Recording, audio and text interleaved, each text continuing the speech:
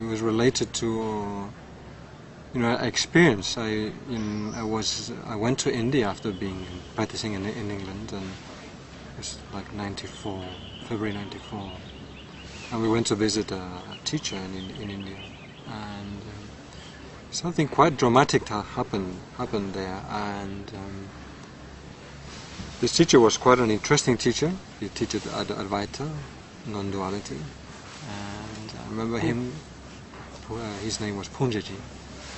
I remember coming in and wow, this guy looked like one of those guys that chop your head off, he's just big, bald, wow. But at the same time it was a very interesting time in my life, because I'd been going around to India, Philippines and India, not because I really wanted to go.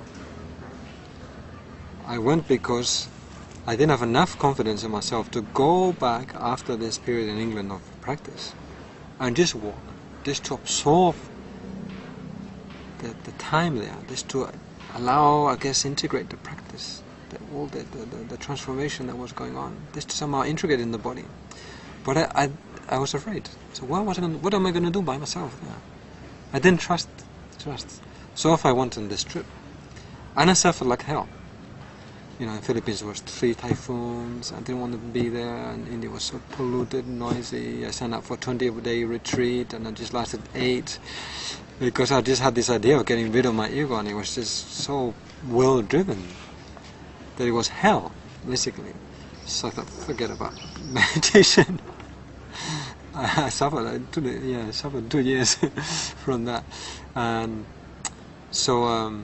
Then suddenly I was at this place in Lucknow, and it was my 30th birthday, and I wrote a letter to this teacher saying, I feel like I come to an end point, and I wanted to express my gratitude for my first teacher and him and things that brought me all together. And somehow I felt it was time for me to take care of my life.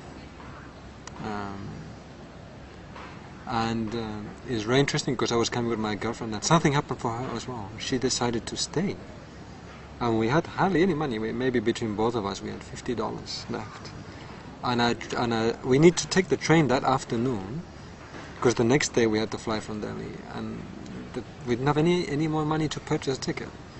So suddenly she says, I have to stay here. I said, what? I have to stay here? What are we going to do? No money, our tickets running out. So it was the first time that I really felt I had to see exactly what do I want to do? What do I really want to do? And I felt I have to go. I need to go back to Spain, where I grew up, where I wanted to go 2 months earlier. And this was such a point of fearlessness, of clarity, I guess, that it was very clear. I don't think it was a choice. It was very interesting, because it seems that everything converted there, and it was just really amazing, but very strong. I remember being on the train, and my brain was just going, what's going on? How can you leave your girlfriend? What's her parents going to say? And all this stuff was going crazy.